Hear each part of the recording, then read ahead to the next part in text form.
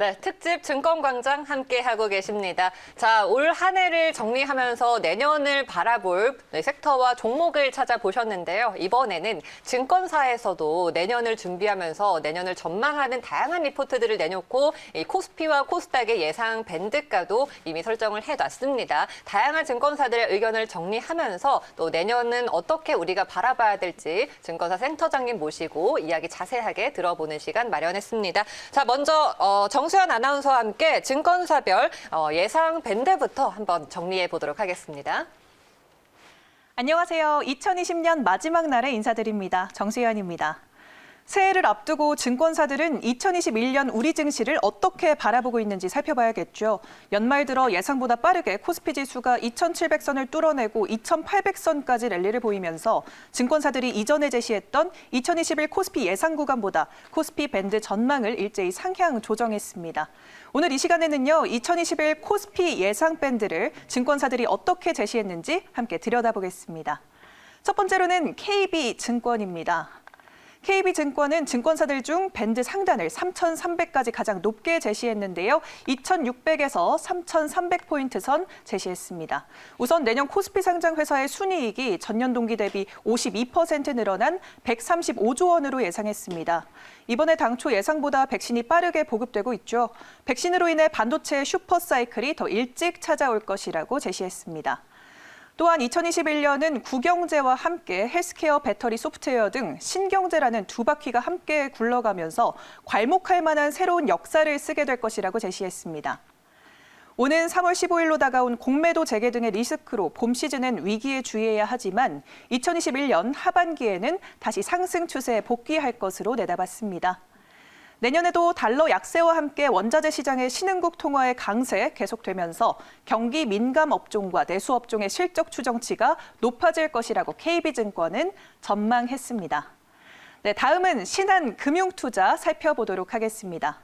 2021 코스피 지수 예상 밴드를 2,400에서 3,200으로 내놓았습니다. 코로나19 사태 이후 기업들의 강한 실적 반등이 있을 것이고 우리 증시에도 긍정적인 영향을 미칠 것으로 내다봤습니다. 또 우리나라가 상대적으로 양호한 코로나19 대처를 보여주었고 글로벌 경기 회복 구간에서 수혜를 받을 수 있는 산업 구조를 갖고 있기 때문에 투자자 매력이 커진 상황이라고 제시했습니다. 60조 원을 넘는 증시 대기 자금으로 지수 하단도 과거보다 높을 것으로 보이기 때문에 최근의 상승도 과열이라고 단정할 수 없다고 밝혔습니다. 시중의 풍부한 유동성으로 상반기까지는 주식 등 위험 자산에 투자자들의 관심이 높을 것으로 예상했습니다. 이번에는 한화투자증권 들여다보도록 하겠습니다. 2021 코스피 예상지수를 2,100에서 3,000으로 제시했습니다. 현재 128조 원으로 예상되는 2021년 순이익 컨센서스가 10%가량 상향될 것으로 가정하고서 목표 주가 수익 비율을 역사적 고점인 13배까지 적용했다고 설명했습니다. 하지만 연말에 강세를 보인 만큼 2021년의 지수 탄력도가 이전처럼 강하지는 않을 것으로 강세 추세는 1분기 이내에 이뤄질 것으로 예상했습니다. 또한 백신 보급이 이루어지면서 코로나19 조기 종식에 대한 기대감이 있더라도 이미 시장에 선반영된 상태라고 밝혔는데요. 기업 펀더멘털이 보다 개선되지 않는 한 강세 흐름은 하반기까지 끌고 가는 건 힘들다고 내다봤습니다. 올해 기업들이 비용 절감을 통해 수익성을 방어했지만 2021년에는 2019년 정도 수준의 펀더멘탈로 복귀하는 흐름일 것이라 예상했습니다. 네, 다음으로 넘어가 보겠습니다. 삼성증권 코스피 예상 밴드인데요. 2,650에서 3,100선 제시했습니다. 2020년 코스피 지수는 3월 저점 이후에 강한 반등의 추세 속에서 2,800선까지 연달아 돌파한 바 있죠. 현대 유동성 환경도 긍정적이고 내년 경기 회복에 대한 기대감도 높기 때문에 2020년 모습과 비슷하게 2021년에도 개인 투자자들의 매수세 이어질 것이라 전망했습니다. 코로나19 백신 보급이 빠르게 진행되고 있지만 그것이 지연되거나 또 확진자의 감소 추세 제한될 가능성 염두에 둬야 한다고 밝혔습니다. 또 미국과 중국 간의 통상 마찰 가능성을 높이는 등 지정학적 부담도 또 전망하고 있습니다. 이번에는 유안타증권으로 넘어가 보겠습니다. 2021년 코스피 예상 밴드 2,250에서 2,900으로 제시했습니다. 대규모 추경과 함께 정부가 2021년에 555조 8천억 원이라는 초슈퍼 예산을 쏟기로 결정하면서 이에 따른 경제 활성화도 가능하다고 제시했습니다. 이미 국내 증시는 장기간 저평가 구간을 벗어난 상태지만 상반기까지 오버슈팅 구간이 될 것으로 전망했습니다. 또 12개월 이평선 기준 이격도 120%를 돌파했을 때 2개월에서 4개월 후에 중장기 고점이 나타난 바 있는데요. 이 선례를 토대로 이번 11월에 또 120%를 돌파했기 때문에 1분기 중 고점을 기대할 수 있다고 전망했습니다. 네, 마지막으로 흥국증권 짚고 넘어가 보겠습니다. 내년 코스피 예상 밴드 3천까지 내다봤는데요. 반도체, 자동차 등 실적 비중이 큰 업종들이 실적 개선을 이뤄내면서 지수 상승을 이끌 것으로 전망했습니다. 또 고객 예탁금이 사상 최고치를 기록하면서 내년 하반기까지도 강세장 가능할 것으로 제시했습니다. 세계 성장률 상향과 함께 바이든 당선인 효과를 고려해야 한다고도 밝혔는데요. 내년 막대한 경기 부양책을 예고했고 또 유럽도 양적 완화 정책을 펼칠 계획입니다. 그래서 우리나라도 성장률 3% 중후반 수준 유력하다고 예상했습니다. 네, 이렇게 증권사들 대체로 코스피 기업들의 실적 개선과 함께 내년 코스피 3천 시대를 여는 원년이 될 것이라고 내다봤습니다. 구체적인 내년 코스피 예상 밴드에 관한 이야기는 바로 이어서 흥국증권 리서치센터 송재경 센터장과 함께 만나보시고요. 여러분 새해 복 많이 받으시길 바라겠습니다. 지금까지 2021 증권사 코스피 밴드 전망 소개해드렸습니다. 네, 바로 송재경 센터장님과 이야기 나눠보도록 하겠습니다. 어서 오세요. 네, 안녕하세요. 이렇게 또 올해 마지막 날 함께하게 되었습니다. 내년 증시를 전망하는 다양한 이 증권사들의 의견을 좀 들어봤는데 우리 흥국증권에서도 내년 코스피 3천을 바라보고 계시네요. 네, 맞습니다. 사실 11월 초에 각 증권사들이 내년도 전망들을 쏟아냈고요. 사실 저희가 그 당시만 해도 제일 맨 앞에 서 있었습니다. 3천을 저희가 제시하고 아까 앞서서 이제 지금 넘어서 높게 제시되어 있는 다른 증권사들은 네. 한 2,700선 정도를 보통 제시를 했었었는데 그래서 오히려 저한테 질문들이 많았었습니다. 왜 이렇게 높게 잡았냐. 예, 공격적이에요. 네. 그런데 지금 2달 만에 거의 이제 근접을 해서 이제 3천을 이제 5%도 채 남지 네. 않고 해서 사실상 내년도 전망이 올해 연말 전망이 돼버린 그런 정도로 워낙 급하게 좀 올라오고 있기 때문에 네. 뭐 그런 측면에서 놓고 보면 다행스럽기도 하고 한편으로는 너무 속도가 급해서 걱정스럽기도 그러네요. 하다 이렇게 말씀을 네. 드립니다. 뭐 한 달 상승률만 놓고 보면은 G20 국가 중에 1위라고 들었습니다. 이렇게 승승장구할 수 있는 배경이 뭘까요? 기본적으로 한국 시장이 이제 계속 이렇게 올라온 가장 큰 이유를 보면 뭐 아까 모두에서도 이제 다른 증권사들도 짚었지만 첫 번째로는 코로나 방역이 상대적으로 한국이 제일 잘한 상반기에 특히 그랬죠. 예. 지금도 사실은 많이 나오긴 하지만 미국이나 영국에 비하면 그렇죠. 유럽에 네. 비하면 사실은 한국은 상대적으로 청정 국가에 가깝습니다. 그래서 우리나라 워낙 국민들의 그 기대 수준이 엄격하고 높기 때문에 그런 거지 상대적으로는 괜찮다 말씀을 드리고요. 근데 두 번째로는 사실은 이제 워낙 강세 가 있습니다. 이제 그런 것들이 결국 외국인 투자자들을 한국으로 끊임없이 불러들이는 이제 그런 효과를 갖게 되고 그 다음엔 사실은 이제 수출이 지금 작년 말 그러니까 올해 여름부터 본격적으로 회복하기 시작했다. 네. 전에도 제가 한번 나왔을 때 말씀드렸지만 코스피 월별 증가율은 한국의 수출 증가율하고 코릴레이션이 0.6, 0.7까지도 올라갑니다. 그렇기 때문에 상당히 수출이 좋아지는 것 자체가 한국 코스피에 상당히 긍정적인 효과를 낼 수밖에 없는 거고요.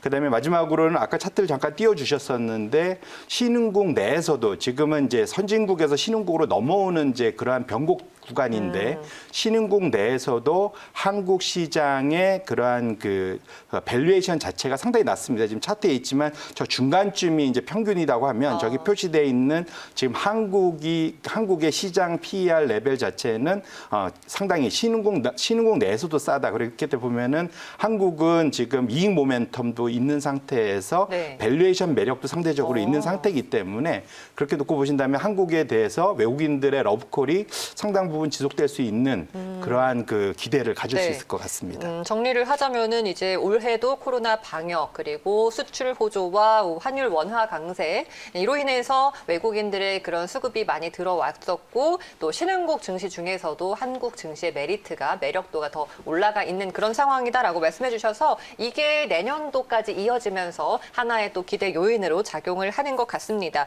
그러면은 저는 먼저 좀 짚어야 할 점, 우려스러울 만한 그런 시각에서 하나씩 좀 먼저 짚어볼게요. 먼저 최근에 변종 코로나 바이러스들이 창궐을 하면서 이게 지금 기존에 개발을 하고 있는 백신도 말을 듣지 않으면 또 늦어지는 게 아니냐 이런 우려스러운 시각이 많이 나오고 있어요. 이게 증시에도 영향을 미치잖아요. 맞습니다. 일단은 11월부터 지금까지 시장을 끌어온 가장 큰 것이 이제 거꾸로 말하면 이제 백신 희망이었습니다. 기대보다 예상보다 빨리 효과가 상당히 좋다는 백신들이 11월 중순부터 이제 속속 나오기 시작하면서 시장에 백신 희망을 주고 시장의 흐름을 많이 바꿔놨습니다. 그런데 네. 백신 자체가 사실은 나왔던 것들이 화이자나 모더나께 mRNA라는 인류가 처음으로 개발한 방식으로 만든 백신이거든요. 그리고 보통 백신의 그 개발이 빨라 2, 3년인데 지금 이번에는 몇 개월 만에 맞아요. 다 내놓은 네. 거지 않습니까? 그리고 사실 이것이 얼마나 효과가 오랫동안 지속될지 안정성은 그 기간 동안 어떤 문제가 나타날지 아무도 알 수가 없는 상태입니다. 근데 여기에 이제 말씀 주신 대로 변이 바이러스가 이제 영국에서부터 본격적으로 나타나기 시작하면서 과연 이러한 기술들이 또 새로운 그 백신이 무용해지는 그런 걱정 분명히 있는데 이제 뭐 다만 이제 다양스럽게 생각할 수 있는 거는 mRNA 방식의 이제 가장 좋은 것이 이전 그 플랫폼보다는 잘 적응한다는 거죠. 그러니까 그 변이가 있을 때 바로바로 바꿔서 대응이 적응을 가능하다. 할 수 있다. 네, 네. 기술적으로. 그러니까 바로바로 적응할 수 있다는 측면에서 이제 긍정적인 게 하나 있고 네. 뭐 아스트라제네카의 그러한 백신도 유사하다고 알려져 있습니다. 근데 다만 걱정은 이제 제일 좋은 건 그렇습니다. 전문가들의 말씀을 제가 빌려서 말씀을 드리자면 제일 좋은 거는 빨리 종식시키는 것이 좋지 변이 바이러스의 대응 능력을 더 키우는 것은 별로 좋지 않다. 그래서 사실은 연내에 이것이 안정성을 갖췄다는 그 가정하에 정말로 그 집단 면역이 될 때까지 빠른 속도로 맞는 게 좋은데 사실 그것이 생각보다는 좀 느린 네. 것이 좀 걱정이다 이렇게 말씀드립니다. 알겠습니다. 그리고 또 하나 저는 걱정이 되는 게 이 유동성이라는 게 양날의 검이 아닐까 싶습니다. 지금 뭐 미국에서도 파월 의장과 제닛 장관이 좀 재정 정책과 통화 정책을 키 맞추기를 잘 하면서 좀 앞으로도 시장에 그런 풍부한 유동성에 대한 기대감을 높이고 있는 상황인데 이게 올해 코로나 위기를 극복하는 데는 도움이 됐지만 시간이 갈수록 인플레이션 압력도 있을 것 같은데요. 이건 네. 어떻게 생각하세요? 맞습니다. 이제 인플레이션 압력도 압력이지만 시장이 지금 아까 말씀 주셨던 유동성 때문에 네. 지금 그 실물 경제와 증시는 원래 거의 동행합니다. 같이 네네. 가야 되는데 실물 경제하고 지금 소위 그 증시하고의 그런 괴리, 네. 실물은 아직 안 좋은데 그쵸. 예, 증시만 올라간 이 괴리가 이제 사실 증시의 향후 조정의 빌미를 줄 수 있다라는 이제 걱정이 네. 가장 큰 게 하나 있고요. 그다음에 사실 이제 유동성이라는 게 그렇습니다. 이제 이게 사람들이 다 공포에 떨 때는 그것을 통해 갖고 이제 백스톱이라고 그래 갖고 안정망을 제공해 주면서 끌어올 수 있기는 맞아요. 한데 실물이 같이 뒷받침되지 않고서는 이것의 그 영속성 이런 것들은 좀 쉬워 보이지 않는 상황입니다. 그래서 그렇게 놓고 보신다면 과연 이제 이게 한 예를 들면 자동차에 이미 연료를 충분히 다 주입해 놓은 상태에서 추가로 연료를 더 넣는다고 더 빨리 가는 건 아니지 않습니까? 맞아요. 네. 그러니까 결국은 지금 내년도에 유동성으로 추가적으로 더 계속 갈 거다라고 하기에는 조금은 이제 이미 많이 와 있는 상황이기 때문에 네. 지금부터는 실물이 따라가 줘야 되고 실물이 따라가주다 보면 말씀 주신 인플레이션이 우려가 옵니다. 그래서 한 2% 그래서 이제 2% 전후의 인플레이션은 시장에 긍정적인데 네. 지금 차트가 열려 있는데 이제 그래서 시장의 우려들이 인플레이션 방어 채권, 이제 소위 말하는 물가 연동체라고 보통 네. 불리죠. 여기에서 지금 역대급으로 이제 이전보다 많은 자금 유입이 되고 있습니다. 불안한 거죠. 그래서 보통은 이제 2% 전후의 인플레이션이 왔을 때는 주식에는 괜찮고 반면 채권은 금리가 올라가니까 이제 채권에서 돈이 빠져나옵니다. 실제로 이제 4, 4분기부터 채권에서 돈이 빠져나오기 시작하는데 네. 이제 문제는 이것이 생각보다 실물에서 빠르게 올라와서 4%를 넘어가기 시작하면 주식에도 안 좋아집니다. 그렇기 때문에 전 좋은 질문 주셨는데 내년도의 최대 화두는 인플레이션이고 인플레이션. 이 속도를 과연 연준이 잘 제어할 수 있을 거냐. 근데 과거에 이제까지 사실은 1970년대를 놓고 봤을 때는 네. 별로 좋은 성적표는 못 거뒀었다. 그런 걸 좀 알고 지나가셔야 될 것 네, 같습니다. 뭐 증시와 실물 경제의 괴리가 좀 계속해서 부담으로 작용을 할 수 있고 또 다른 내년도에 예상 가능한 위험 요인을 찾아보자. 보자면은 또 어떤 게 있을까요? 최근에 뭐 가상화폐 시장도 좀 많이 뜨겁기도 하고요. 네, 그러니까 결국은 지금 시장에 이제 밸류에이션 고점 논란 이제 이런 얘기들을 네. 많이 할 수 있을 것 같습니다. 이제 그게 어떤 거라고 하냐면 지금 사실은 이제 저금리, 초저금리, 미국이 이제 제로금리, 기준금리지 않습니까? 그러다 보니까 이런 유동성으로 최저금리를 만들다 보니까 밸류에이션은 무한대로 올라갈 수 있지 않겠느냐. 이런 이제 희망 섞인 기대들을 하시는데 사실은 세상에 그런 시장은 없습니다. 어느 순간은 이제 버블은 꺼지게 돼 맞아요. 있고요. 네. 예, 그렇게 놓고 보신다면 업이 있으면 다운이 있잖아요. 맞습니다. 그 특히 이제 지금 뒤늦게 이제 사실 밀려서 이제 증시 지금 목표가를 올리는 것도 이제 어찌 보면 이제 그런 그 결과물로 볼 수 있거든요. 그래서 그렇게 놓고 보신다면 내년도에 제가 이제 보는 건 이제 두 가지입니다. 네. 그냥 그러니까 첫 번째로는 사실은 테슬라 주가를 이제 테슬라. 열심히 한번 보실 필요가 네. 있고 두 번째로는 이제 아까 말씀 주셨던 이제 비트코인의 이제 변동성 이제 이걸 좀 보셔야 될 거다라고 말씀을 드리는데 네. 이제 이유가 뭐냐면 첫 번째로 테슬라는 지금 전통차에 비해서 너무 비쌉니다. 비싸도 그래서 보통 지금 이익들이 전기차들은 이익들이 워낙 전기차들이 많이 올랐지 않습니까? 그 이익 대비 그 밸류에이션 하기 어렵다 보니까 이제 판매 대수 대비로도 많이 보고 네. 그렇게도 보다니까 테슬라가 보통을 포함한 중국의 그 전기차 밸류 체인들이 전통차 우리 현대차 같은 이런 데에 비해서 판매 대수당 시가총액이 평균적으로 70배 이상 높고요. 많이 높은 건 거의 190배 높습니다. 그러니까 기대감과 실적의 괴리가 좀 큰 거죠. 아주 많이 큰 거죠. 네. 그다음에 지금 떠 있지만 지금 테슬라 차량 오너들께서는 이미 좀 아시고 계시겠지만 미국에서의 소비자 신뢰도는 링컨이 제일 꼴찌고 바로 앞입니다. 100점 만점에 29점밖에 맞지를 못하거든요. 그래서 사실은 테슬라의 그런 품질에 대해서는 상당한 불만들이 많은 네. 상황이고 이것이 역으로 말하면 지금 중고차 시장으로 나가면은 지금 아무도 안 산다는 얘기가 똑같이 됩니다. 그래서 그렇게 놓고 보신다면 여기서 이제 테슬라가 그렇게 과도하게 많이 70배, 네. 80배를 더 받는 것이 가능한 거냐에 대한 우려. 그렇기 때문에 테슬라 주가를 좀 잘 보셔야 되고요. 버블을 조심해야 된다. 그다음에 두 번째로 이제 비트코인. 비트코인은 사실 밸류에이션 하기 너무 어렵습니다. 어떤 방식으로 하는 게 적정한지 알 수 없지만 제가 이제 여기 나온 것은 특정 가치 평가라고 했는데 사회 연결망 소위 이제 밸류에이션 모델이라는 걸 한 겁니다. 네. 그러니까 네트워크 쓰는 사람이 많아지면 많을수록 이제 밸류에이션 가치가 늘어난다라는 것이 지금 그 소위 그러니까 초록색 선이고요. 실제 비트코인은 그것을 중심으로 업앤다운이 아주 심합니다. 결국 지금은 상당히 고평가 영역에 들어가 있는 상태고요. 이것을 제가 말씀드리는 것은 시장의 일종의 척후병, 카나리아 역할을 하는데 시장의 낙관론이 너무 팽배해 있을 때 나타나는 대표적인 거라고 봅니다. 그래서 제가 비트코인을 사자 팔자 이 얘기를 말씀드리고 싶은 게 네. 아니라 앞으로 시장의 변곡점이 오면 테슬라 주가나 비트코인의 그러한 지표를 삼아라. 네, 그것이 일종의 선행 지표가 될 수가 있기 때문에 예의주시할 필요가 있지 않겠냐 알겠습니다. 이렇게 말씀드립니다. 네. 자, 그러면은 내년에 우리가 좀 증시에 영향을 끼칠 만한 주목할 일정이나 이슈가 있다면 어떤 게 있을까요?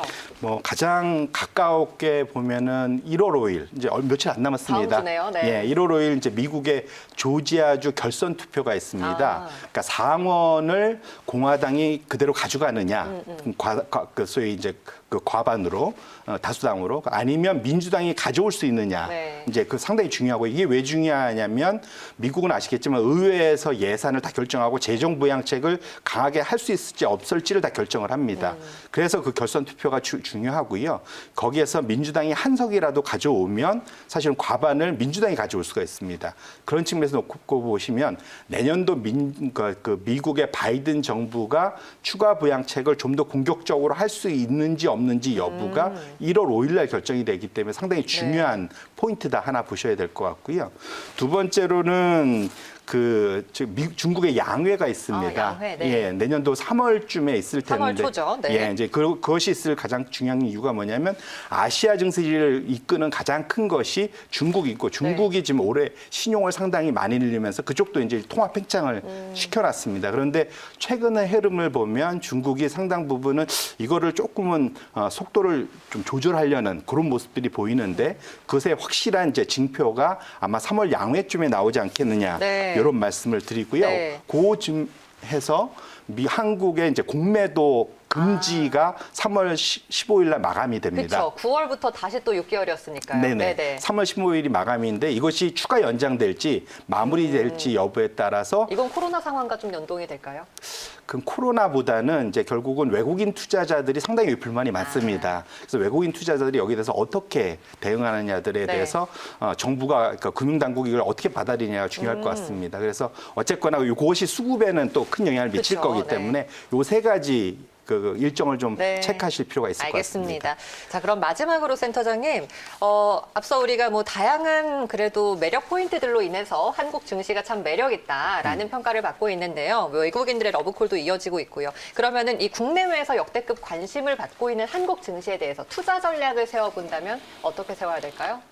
내년도 일단은 이제 좀 경로를 굳이 말씀드리자면 저는 미국 증시가 지난 10년간 너무 올랐기 때문에 변동 가능성이 꽤 크고 조정 가능성이 저는 꽤 크다고 봅니다. 그래서 그와 함께 한국 시장의 조정이 같이 올 수도 있겠다.